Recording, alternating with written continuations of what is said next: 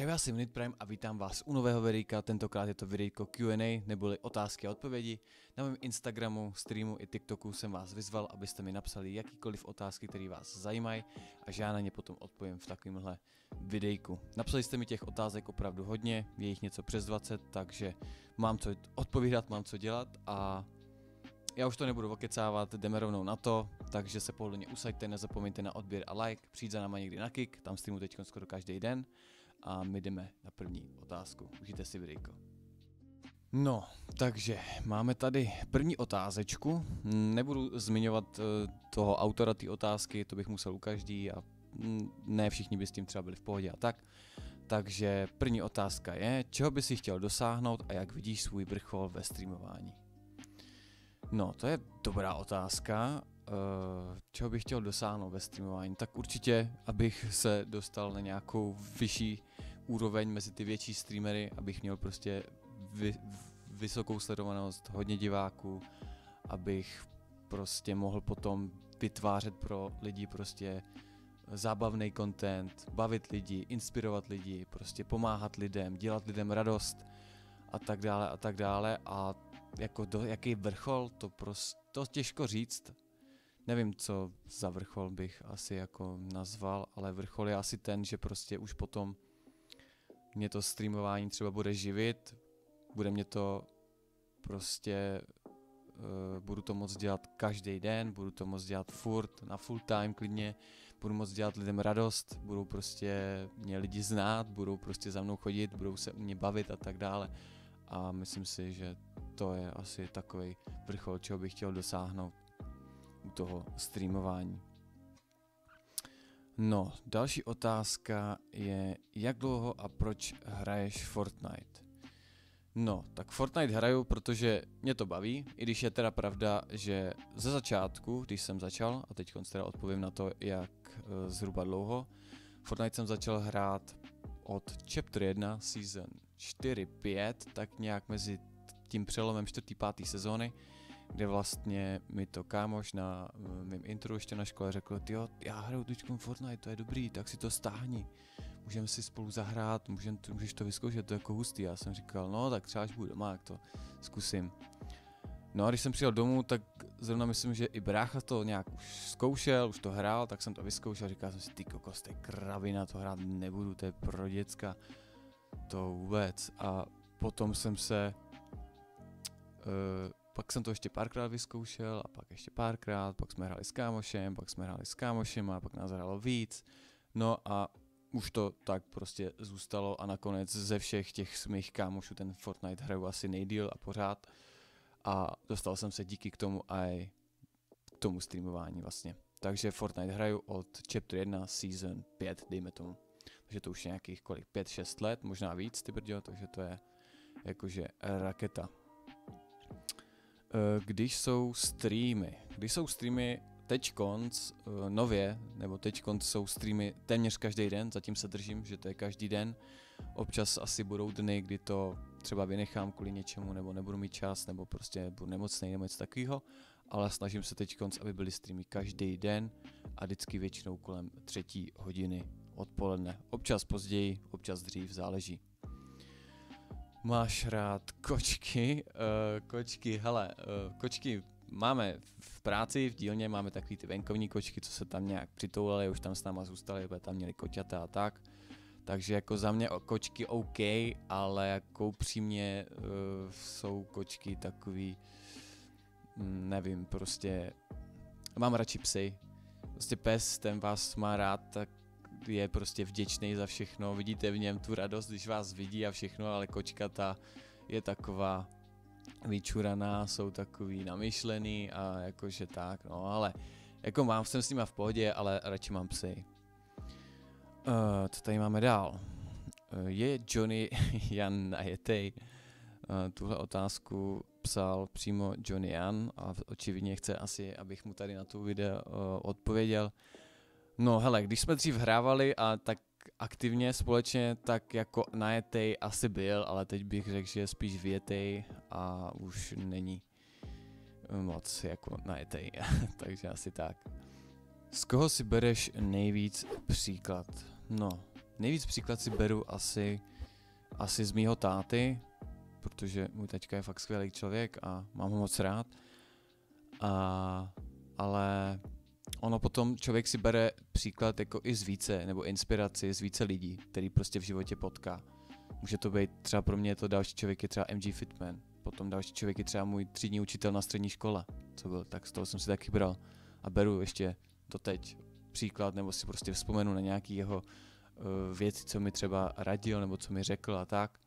Pak to může být třeba něco od Johna Mariánka, něco tamhle od jinýho člověka a tak dále, tak dále. Ale jakože největší příklad si beru asi z mýho taťky. Jak jsem se dostal ke streamování? No hele, já jsem dřív Fortnite hrál jen tak for fun s kámošema, hráli jsme různý kapy a tak dále, prostě pro zábavu. A potom, jak jsme si nějak vytvořili jakoby svůj tým, to takový jakoby prostě kamarádský tým, že jsme hráli Fortnite, tak jsme si řekli, nebo tak jsem si řekl, tak bych ještě mohl do toho streamovat, ať prostě třeba se to chytí, třeba budu dobrý jednou velký streamer a už v tu dobu jsem si říkal, že by to bylo fajn. Tak jsem prostě stream zapnul a hotovo a prostě jsem streamoval, začal jsem to různě vylepšovat a posouvat na vyšší a vyšší hranici a tak dále, takže streamuji už docela dlouho, ale dřív jsem to bral spíš jako pro zábavu. Až teď poslední, dejme tomu rok nebo půl rok, rok, to fakt beru jako, že jsem si řekl, hele, OK, baví mě to, líbí se mi to, prostě dělám to rád, tak se do toho prostě opřu, co to půjde a zkusím prostě v tom být dobrý a jakoby velký streamer. Nejoblíbenější divák na streamu. No, nejoblíbenější divák na streamu to se nedá odpovědět, prostě já jsem rád za všechny, co tam chodí a nechodí tam jenom kvůli tomu, aby tam získali nějaký prostě gifty a prostě dárky, ale chodí tam, protože je bavím a protože se u mě rádi baví a rádi si se mnou zahrajou, rádi si se mnou pokecají a prostě mám rád jako všechny svoje diváky, kteří mě tam chodí podporovat a supportovat, protože bez nich bych už dávno nestreamoval, jo, tam už bych asi s tím dávno přestal a já jsem vděčný za každýho z nich. Jaký to byl pocit být u Fitmana ve videu? No, hele, teď jsem dokonce i vydal videjko, reakci na to videjko, na to Fitmanovo, takže tam se můžete taky podívat na to videjko, podívat se, jakou jsem měl reakci, když jsem to video poprvé viděl. No a byl to skvělý pocit, protože prostě jako co chceš od toho, jako tam máš dostat se do videa u takhle velkého streamera a youtubera a mít takhle jako hlavní video jenom o sobě je prostě super. Jako já jsem si kolikrát, přiznám se, představoval prostě říkal jsem si, ty kokos, to by bylo super, kdybych prostě mohl být ve videu tady třeba u Alkana nebo u někoho, u Vládi Videos nebo u Fitmana a tak a ono se to prostě fakt stalo. Jako představoval jsem si to fakt dopodrobna a skoro mi to přijde, jak kdybych si to zmanifestoval nebo prostě vytvořil tu myšlenku tak silnou, až se prostě přetvořila do reality a prostě stala se mi taková super věc, jako je, že mi Fitman prostě dal donate a strašně moc mě jako supportí a byl jsem ještě u něj ve videu, v klipech na TikToku a na Instagramu a tak dále a to je prostě paráda, takže jako skvělý pocit, skvělý. Co tady máme? Kolik ti chybí na nový PC a proč ho potřebuješ? No, na nový PC mi chybí ještě celkem dost. Není to úplně jednoduchý na to našetřit, kort ještě když člověk bydlí sám a musí platit spoustu jako jiných věcí a ještě nejsem v takové životní etapě, že by se mi extrémně dařilo a vydělával bych velký peníze, takže to jde trošku hůř a pomaleji, než se mi jako daří, než bych chtěl teda. A ještě k tomu vlastně tam mám na Donate Goal asi 16 000 vybraných, no ale já už jsem z toho asi 6 000 nebo já nevím 5 vzal a koupil jsem proto tady pro lidi, pro své fanoušky tu klávesnici, myš, podložky, aby prostě i něco pro ně bylo, aby prostě měli o co si zasoutěžit, protože oni mě strašně supportujou a pomáhají mi v tom, abych prostě byl jednou velký streamer. Pak se mi rozbila myš, potřeboval jsem novou myš, potřeboval jsem zvukovou kartu, abych mohl používat mikrofon a nemusel jsem používat prostě ze sluchátek, kde je prostě špatný zvuk a tak. Takže už jsem z toho nějaký peníze musel vzít a investovat je tady do toho streamování, do těch svých diváků. Koupil jsem za to i nějaký webaky do soutěží, aby prostě pro ty děcka, pro ty lidi, co mě tam supportují, aby pro ně něco bylo do soutěží a tak. Takže něco už jsem z toho použil, takže jsem trošku zase jako couvnul v tom, ale řekl jsem si, hele, OK, udělám jim radost, to je prostě to hlavní. Já jsem prostě strašně rád, když vidím, že má někdo radost, pak mi píšou do chatu, jak prostě mají radost, že třeba nikdy nic nevyhráli nebo tak a že jsou prostě šťastní. A to je prostě super pocit. A to jsem si řekl, OK, tak počítač prostě vydržím to, ten počítač přijde, věřím, že to zvládnu a hlavní, aby jsem měl radost já i vy. Takže asi tak. A potřebuju z toho důvodu, protože chci svůj stream prostě posunout na další level. Aby to bylo větší kvalita, abych mohl streamovat i na TikToku třeba zároveň, protože to by mi strašně pomohlo v dosažení té lepší sledovanosti, abych mohl prostě používat potom lepší efekty na tom streamu, lepší kameru a tak dále, abych to prostě vylevloval úplně na parádní stream, abych zároveň i přitom mohl hrát ten Fortnite a jiné hry a nebyl omezený FPS-kama, když třeba hrajeme Cup a mám dropy na 30-40 FPS, tak to je potom dost pain, a nebo když bych si chtěl zahrát třeba Call of Duty Warzone, tak nemůžu, protože prostě se streamem tam mám kolik, taky 30 FPS a to se nedá hrát prostě a sám to hrát jako bez streamu mě moc nebaví. Těšíš se na novou sezónu ve Fortnite? No, na novou sezónu ve Fortnite se těším, protože jsem zvědavý, co zase přidají trošku, ale zároveň se trošku bojím, protože víme, jak to Fortnite má. Občas prostě oni ten update tak pokazej nebo přidají takové věci, které akorát člověku tu hru zkazejí, takže těžko říct, je to takový 50/50, těším se i netěším. Nejoblíbenější jídlo, řízek s bramborovým salátem. Co říkáš na novou chapter? Hele, nová chapter, nový Fortnite prostě. Je to super, ten movement, těžko jsem si na začátku zvykal, ale nakonec už je to fajn. Zbraně jsou taky celkem v pohodě. Jako dalo by se to ještě v některých věcech vylepšit, ale za mě v pohodě, jako ta chapter. Už jsem si zvyknul. Ty jsem tady trošku ztratil. Co posloucháš za hudbu? No, hele, já jsem zrovna ten typ člověka, který poslouchá všechno možný.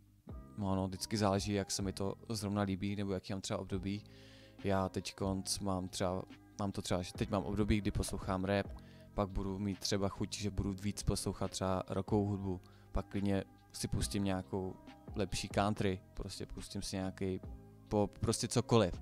Ale je to převážně rap, jako ten rap, hip-hop, tak ten poslouchám asi nejvíc. Nejoblíbenější FN hráč. Ty kokos, jako nevím, jako jak to teďkonc říct, ale asi odpovím jako stylem, že nejoblíbenější pro Fortnite hráč na Fortnite scéně celkově je za mě asi Mr. Savage a asi, no ten je nejoblíbenější, potom i samozřejmě Mongrel je super, ale za mě asi Mr. Savage. Hraješ i jiné hry, co třeba Warzone? Jiný hry hraju občas, když mi to FPSka dovolej, takže občas nějaký ty příběhovky, jako je Far Cry, teď jsem zkoušel na té svojí 24hodinovce Evil Within 2, což je super, Tomb Raider, The Hunter a tak dále, takže občas si nějakou jinou hru dám, když prostě už ten Fortnite člověka přestane bavit, vytočí ho to, naštve ho to, tak si rád zahraju i něco jiného.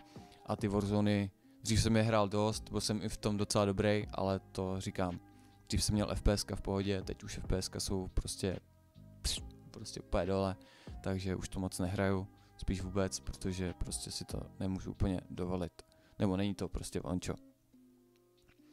Co říkáš na Clash of the Stars? Prostě super, jako za mě to je v pohodě, jako je to bizár, je to sranda, takže člověk se na to rád podívá, pobaví se a jako nemám s tím problém. Názor na CS:GO scénu ve Fortnite. No, ty kokos, to je taky docela fajn otázka. Ona, Fortnite scéna je rozdělená prostě, já si myslím, na 3 skupiny lidí. A jedna skupina lidí je ta v pohodě, ta dobrá, co se tady prostě snaží něco tvořit. Ta druhá skupina je taková ta, co prostě neřeší nic, jen prostě jsou na svém písečku a řeší si svoje. A pak třetí skupina, to jsou ty prostě, co to tady kazej. A to je většinou to, co je nejvíc vidět a slyšet, a potom si ostatní lidi myslí, že Fortnite je špatná hra, že tady jsou jenom toxický lidi, jenom děcka, prostě toxický a tak dále. a pak je na to takovej prostě všelijaký názor od jiných lidí. A já si myslím, že teď teda poslední dobou tady na té Fortnite scéně je to lepší už jak dřív.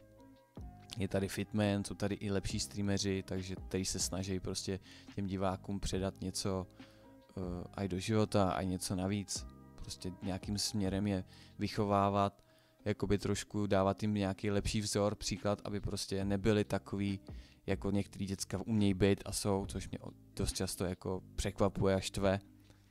Jsou tady streameři, nebudu jmenovat úplně konkrétně, ale který prostě jsou strašně vulgární, prostě agresivní, toxický a je to prostě za mě špatně, protože ten streamer je jako něco, dejme tomu, když to řeknu takhle, streamer je něco víc a ty diváci jeho k němu nějakým stylem zhlížej. A když prostě ten streamer se bude nějak chovat, tak samozřejmě ty děcka, jelikož jsou ještě mladší, tak si z něj budou brát potom příklad a budou se chovat stejně, takže pokud tady streamer nadává někomu do rodičů nebo jim přeje druhým smrt a uráží je, tak ty děcka pak řeknou, aha, tak ten streamer, já ho mám rád a on to dělá taky, tak já to taky jdu. A potom prostě jdou a ve škole nebo svým spolužákům, nebo svým kámošům nebo někomu jen tak cizímu prostě buď to na streamu nebo venku prostě nadávají a uráží ho a prostě chovají se úplně stejně. A jelikož ty děcka některý z toho ještě nemají rozum a nedokážou si to nějak vyfiltrovat, tak potom prostě se tak chovají a stanou se z nich potom prostě špatný prostě lidi, no. Takže za mě je důležité, aby si streamer uvědomoval, že má velký vliv na prostě svoje diváky a na svoje lidi, co ho nějakým způsobem sledujou a následujou. Když jsem se tady v tom zase, když se mi ty otázky posunou. Kolik jsi měl nejvíc webaků? Ty kokos, nejvíc webaků kolem 8000. Myslím 7-8 tisíc, co jsem našetřil jako díky saveku, kde jsem plnil ty mise, tak jsem si tam našetřil dost webaků, ale teď už jich moc nemám, takže protože spoustu webaků rozdáváme v soutěžích a tak, takže tak. Co děláš za práci a baví tě? Hele, moje práce mě baví, pracuji vlastně se dřevem, dělám vlastně s taťkou, má rodinnou firmu na umělecké zpracování dřeva, takže pracuji se dřevem, děláme různé věci s dřevem a baví mě to. Takže a ještě se v tom prostě furt jako zdokonaluju, zlepšuju, prostě teď jsem uměl tady ty věci, teď jsem zase přidal věci, že třeba dokážu vyrábět nějaký nábytek, dokážu dělat dřevostavby a tak dále, takže se v tom pořád zlepšuju a baví mě to, takže jako určitě jo, baví mě to. Jakou máš školu?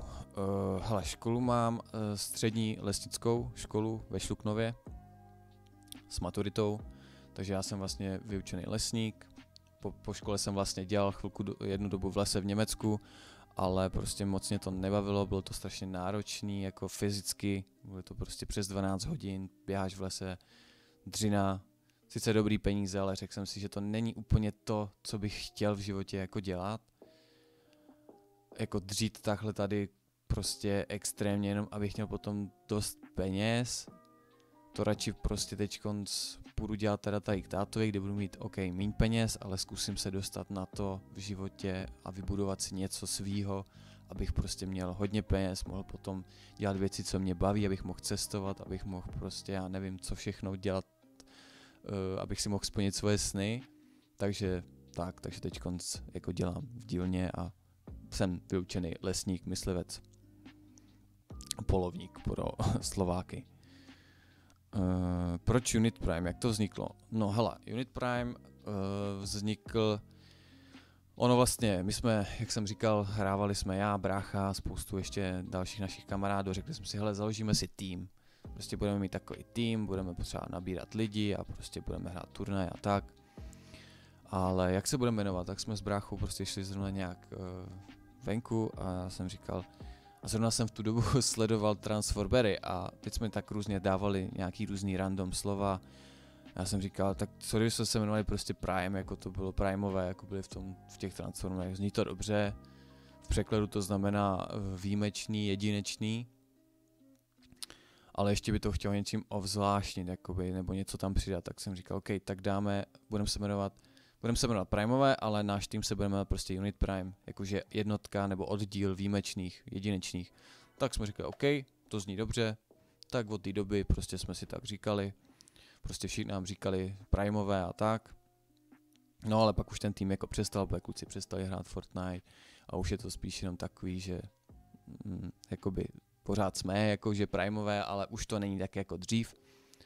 A jelikož já jsem v tu dobu už streamoval, tak jsem si řekl, OK, tak já si teda budu si ten název Unit Prime převezmu úplně, budu pod tím vystupovat jako moje jméno a takže takhle vznikl prostě Unit Prime, takže tak. Takže od té doby mi všichni říkají Prime nebo Unite a tak se to se mnou drží a už je to taková moje jakoby osobní značka. Názor na Fitmana. Tady všichni chtějí znát názor, ještě tady máme hned pod tím otázku názor na Alkana, tak to vezmeme jedním šupem. Názor na Fitmana. Fitman za mě skvělý streamer, skvělý člověk, prostě je to streamer a člověk, který tady na československé scéně ještě nebyl a dělá věci, které tady ještě nikdo v takovémhle měřítku nedělal, takže za mě určitě super, já mu strašně fandím, strašně ho podporuji, mám ho rád, prostě vycházím s ním dobře, jsem rád, že on prostě jakoby vychází v pohodě se mnou, supportí mě, dostkrát mi už pomohl, co se týče toho donatu, různých subů a tak dále, takže za mě Fitman fakt jako super streamer. A Alkan, za mě to samý, a díky vlastně Alkanovi jsme mi začínali tak nějak hrát ten Fortnite, začínali jsme se učit stavět, vždycky jsme ho sledovali, říkali jsem, ty koko, kdybychom uměli to, co on umí tak už bychom dávno tady cashovali v turnaji a tak. A za mě Alkan super streamer, tvůrce contentu. Je to takový trošku streamer, což je trošku škoda, že si jako hraje jenom, nebo je spíš na svém písečku a není tak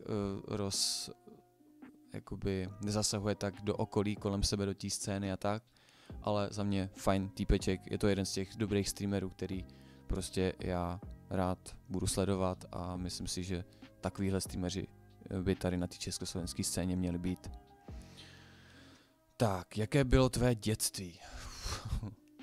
To bude dlouhý kecací video, už jsme na kolika? 23 minutách.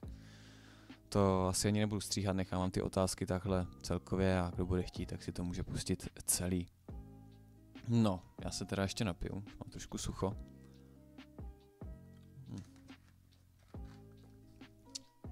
No, moje dětství bylo super, já si na svoje dětství nestěžuju, rád na něj vzpomínám, klidně bych se tam do toho vrátil, protože prostě my jsme s našima hodně jezdili po Čechách, Slovensku, takže jsem prostě byl furt někde, často jsem chyběl ve škole kvůli tomu, což byla docela výhoda, takže to bylo fajn, že jsem prostě poznával spoustu lidí, spoustu měst, spoustu prostě zažíval různých jako dobrodružství a jakoby zážitku jsem měl. Furt jsem, jelikož mám rád přírodu, rád jsem v přírodě, tak jsem od mala prostě běhal s kámošema, s klukama v přírodě, prostě po lese jsme běhali, chodili jsme na ryby, prostě rybařili jsme snad každý den jsme byli na rybách, prostě různě jsme se v tom, jako jak to říct, plánovali jsme různé výpravy, teď jsme prostě tady zkoušeli různé věci, chodili jsme spát k rybníku na ryby, že jsme tam byli přes noc, chodili jsme spát do lesa, jo, a tak dále, takže prostě za mě to jako parádní dětství jsem jako super, já si na své dětství vůbec nestěžuju a rád na něj vzpomínám a zažil jsem toho tolik už za svůj život, můžu říct, jako málo kdo. On to zní jako asi málo kdo mi bude třeba věřit, ale je to tak, že jako já jsem fakt zažil už za svůj život tolik věcí a tolik super věcí, jako málo který prostě dospělý člověk a jako mám co vyprávět, co předávat, za což jsem fakt vděčný svým kámošům, svým rodičům a všem lidem, co byli prostě okolo mě. Takže za mě dětství super. Chytal jsi někdy ryby? Jo, ryby jsem chytal. Dost aktivně, dost často. Pak jsem teda přestal, protože po škole, nebo na střední škole, kdy jsem vlastně šel na tu lesnickou školu, tak tam byl obor vlastně myslivost. Tak jsem s tou rybařinou jakoby přestal a věnoval jsem se té myslivosti, což je zase úplně trošku jiný odvětví, ale je to v rámci trošku i podobný, takže jsem dělal především tu myslivost. A k té rybařeně chtěl bych se jednou vrátit, když zase bude čas třeba, nebo budou aj jako nějaký prostředky, protože jako malej prostě jsem měl v tom spoustu snů, jako například jet chytat tamhle za Jakubem Wagnerem na ten jeho rybník, jet chytat tresky do Norska, lososy na Aljašku a tak dále, takže prostě to jsou třeba jedny z mých snů, který bych chtěl si jednou splnit a věřím, že si je jednou splním a prostě ať se děje, co se děje, prostě chci si tady ty sny splnit, protože ta rybařina je super věc, pokud máte rádi přírodu a chtěli byste nějaký koníček, tak jako za mě rybařina super, protože to vám dá do života hodně, ten vztah k té přírodě, dá vám to trpělivost, dá vám to prostě spoustu krásných zážitků a tak. A pamatujte si na to, že je důležitý s tou přírodou prostě být jakoby za dobře, chovat se k ní hezky a ona potom na oplátku se bude chovat hezky k vám a dá vám prostě do života, nebo na rybách budete mít lepší úspěchy a tak. No a tohle je asi poslední otázka. No, OK. Tak jsme to vzali docela šupem, máme to na pěkně půlhodinový videjko, takže za mě trošku delší videjko, nebudu to asi úplně stříhat nějak, nechám ty otázky všechny, ať se něco dozvíte o mě a o mých názorech na některé věci. A já už se teda v tomhle videjku s vámi rozloučím, doufám, že se vám videjko líbilo, můžete napsat do komentářů klidně další otázky, můžeme pak dát třeba Q&A číslo 2, můžu odpovědět na další otázky, které by vás třeba zajímaly. Nezapomeňte ještě jednou prosím na odběr a like, ať se naše videjka dostanou co nejdál mezi co nejvíce lidí, protože se snažíme tady dosáhnout co největších čísel, aby jsme se mohli dál rozvíjet. A zároveň bych vás rád taky pozval ke mně na Kik, na stream, kde streamuji teď skoro každý den, jsou tam různé soutěže, hry s chatem, customky, zone wary a tak dále, takže určitě budu rád, když dorazíte, je tam zábava, sranda, takže bejt váma dorazím, protože teďkonc to tam parádně roste a u toho fakt chcete bejt, protože teďkonc je to tak jakože super, že nevím, co víc bych vám k tomu měl říct. Takže ještě jednou moc děkuju, že jste tohle videjko dokoukali až do konce. Nezapomeňte ten odběr a like, zvoneček, ať nepřijdete o další videjka a vidíme se u dalšího videa nebo na streamu. Čego.